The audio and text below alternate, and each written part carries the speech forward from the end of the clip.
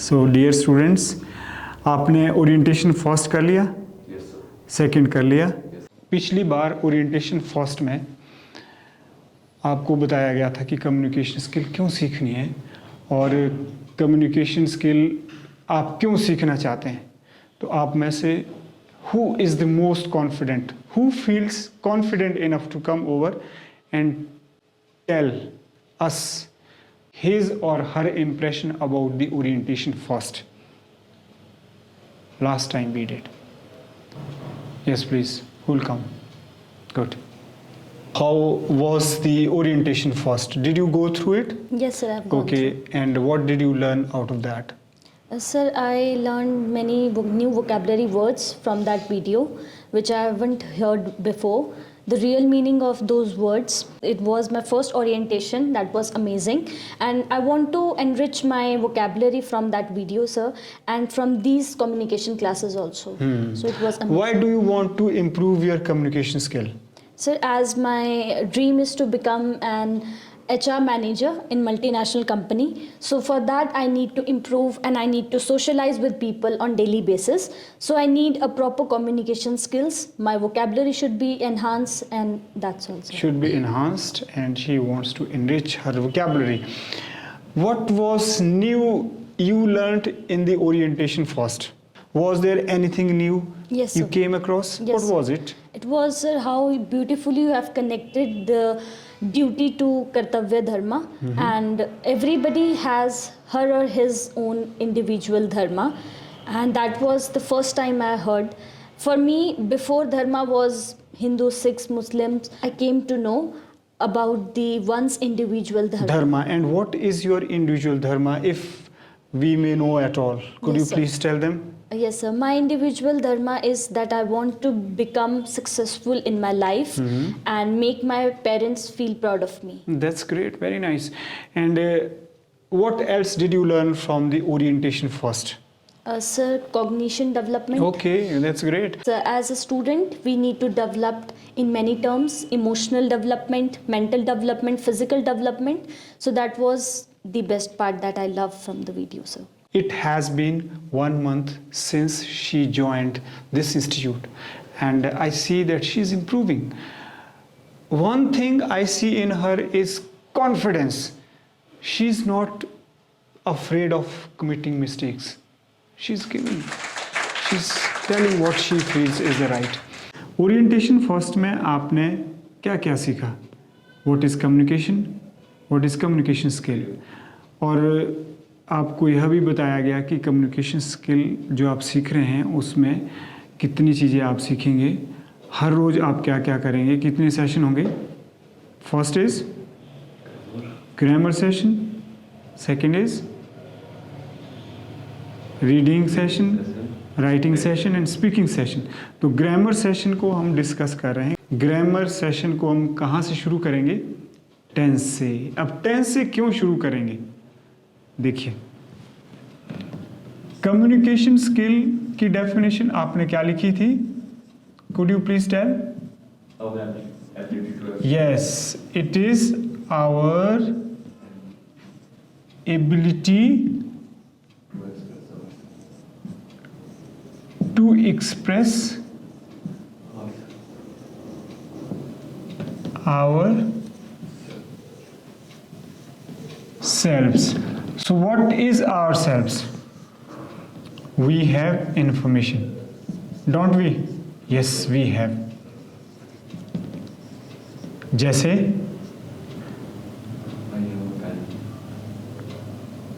I know the train time.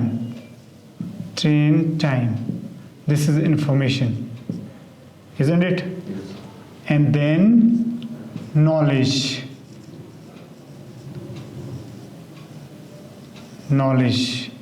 You can say the root cause of suffering is attachment. This is also knowledge, because you should be attached with each other in very social and spiritual way. If you do not have very healthy attachment with each other, this will lead to suffering. Will it not? Yes. So knowledge क्या है? The root cause of suffering is unhealthy attachments.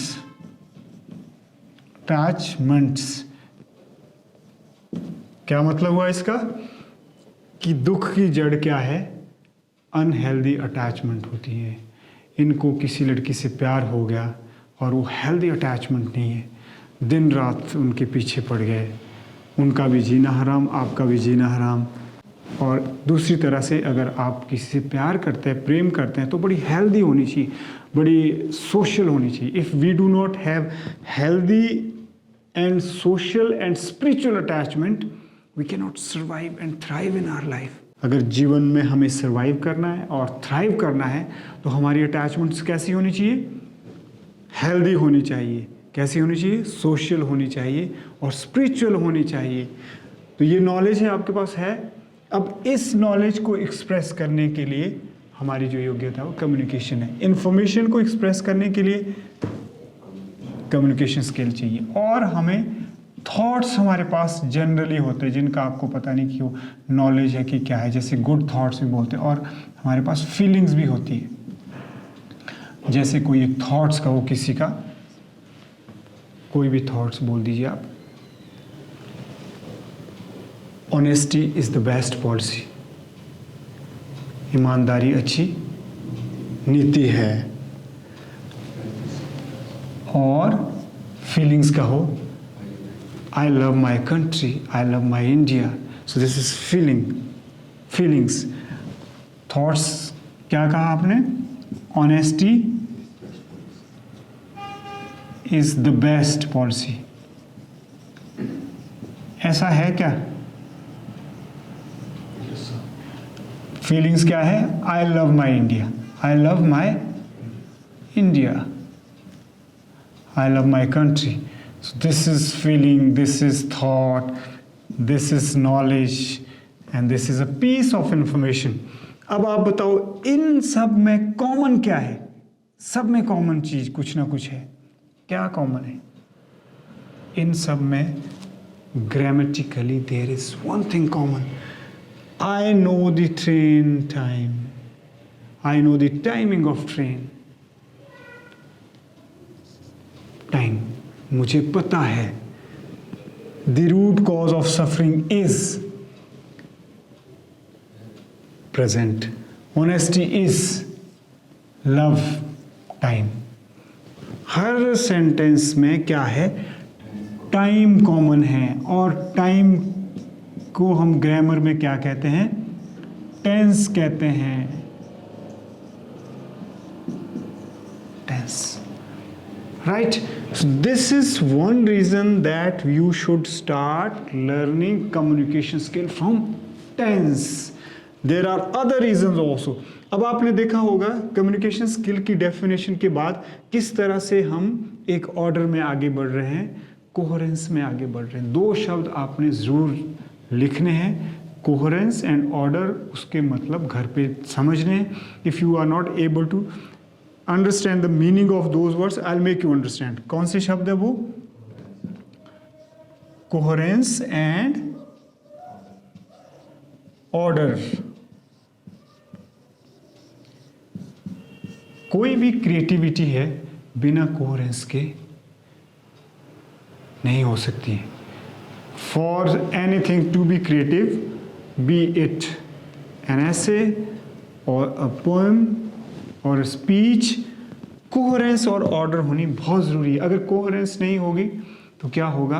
कहीं की ईंट कहीं का रोड़ा, भानुमती ने कुनबा जोड़ा, तो वो असंगत सी बात हो जाएगी. तो कोहेरेंस की वजह से क्या होता है? जैसे मैं आपको पढ़ा रहा हूँ तो इसमें कोहेरेंस आ रही है. लग रहा है कि एक सेंटेंस दूसरे सेंटेंस की ओर नेचुरली फ्लो हो रहा है. Is there order of words? Yes, there is a specific order of sentence and there is coherence. और कोहेरेंस का मतलब शॉर्ट में हो सकता है कि there is clear relationship between the parts of presentation. क्या है? There is a clear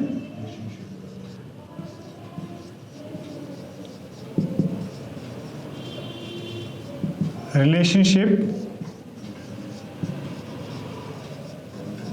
between the parts of presentation. Parts of presentation. Presentation means जो मैं आपके सामने प्रेजेंट कर रहा हूँ, there is a clear relationship. यानी क्लियर रिलेशन का मतलब है कि क्लैरिटी भी आ रही है, और जब क्लैरिटी आती है और ब्यूटी आती है तो कम्युनिकेशन स्किल क्या बनती है? क्रिएटिव कम्युनिकेशन स्किल बनती है. Very good. तो अब कोहेरेंस से क्या बनता जा रहा है? Creative communication. और दूसरा है ऑर्डर. ऑर्डर का मतलब होता है जब चीज़ें जहाँ होनी चाहिए वहाँ होती है, जहाँ होनी चाहिए वहाँ होती हैं. ऑर्डर जैसे organised system, when things are where they belong, things are where they should be. So order means, order is also a situation where things are well organized and they are in their right place. When things are in their right places. तो आपको लग रहा है ये सारे शब्द जो है, जो मैं कह रहा हूँ, सही जगह जा रहे हैं. ऑर्डर बनता जा रहा है, कोहेरेंस बनता जा रहा है. थोड़ा सा डिटेल में इसलिए कर रहे हैं क्योंकि ये बेस बन रहा है. ये लाइफ लॉन्ग लर्निंग है आपकी. इट्स नॉट दैट ऊपर ऊपर से करेंगे. लाइक ऑर्डर भी हो गया और कोहेरेंस भी हो गया. 2 वर्ड्स हो गए. अब मैं टेंस के बारे में थोड़ा सा बताता हूँ. Why you should start the journey of learning communication skill with learning tenses? I can give you as many as 5 reasons. लेकिन मैं आपको भी एक रीज़न और बताऊंगा, बाकी के बाद में कहूँगा. दूसरा रीज़न क्या है? टेंस. टेंस क्या होता है? Tense, it is a form of verb that shows the time at which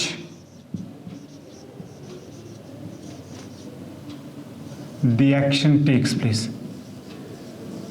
The action takes place.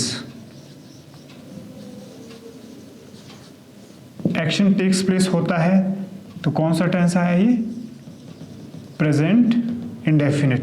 और जब हम लिखेंगे द एक्शन टुक प्लेस तो कौन सा आएगा? शाबाश, पास्ट टेंस आएगा. और the action will take place आएगा तो कौन सा आएगा? शाबाश, वेरी गुड. फ्यूचर आएगा. ये टेंस हो गया. अब टेंस सीखने का फ़ायदा यह होता है कि आप सीधे सीधे जो आपकी थिंकिंग लेवल यहाँ है और लैंग्वेज लेवल यहाँ है, इस गैप को ब्रिज करने में आपकी टेंस मदद करता है. एक चीज़. दूसरी बात यह है कि tense, if you don't know tense, if you have not learned tense, you will be tense. So please don't be tense. Don't tense your body. Just relax. Don't tense your shoulder. Just relax. Don't tense your eyes. Just relax. एक tense मैंने ये use किया और दूसरा मैंने tense क्या use किया? Where you are stiff, you are nervous. So don't tense yourself. Just relax. These are 2 words with different meanings and same spellings. That is called homonyms. What is called? Homonyms. So you can write also homonyms. Homonyms are words with same spellings and different meanings. So the same words. So there are 2 same words with different meanings. Homonyms are the words with the same spellings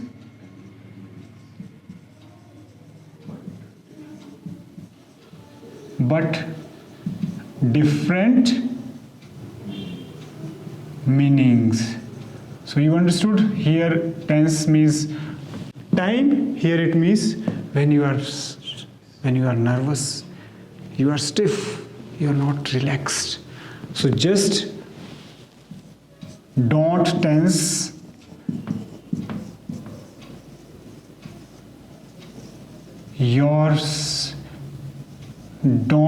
your body, just relax. Just relax. So this is also one of the reason. हम अक्सर कहते हैं if you know the art of expression you will never suffer from depression. इसका मतलब है अगर आपको tense आएंगे तो आप टेंस नहीं होंगे. ये भी दूसरा रीज़न दिया जा सकता है. और साथ ही साथ आपने होमोनिम्स सीख ली. Homonyms are the same words with different meanings. The words with same spellings but the different meanings, they have different meanings, right? And there are so many reasons I can give why you should start learning communication skill or learning grammar with tense. All right? So don't tense yourself, just relax.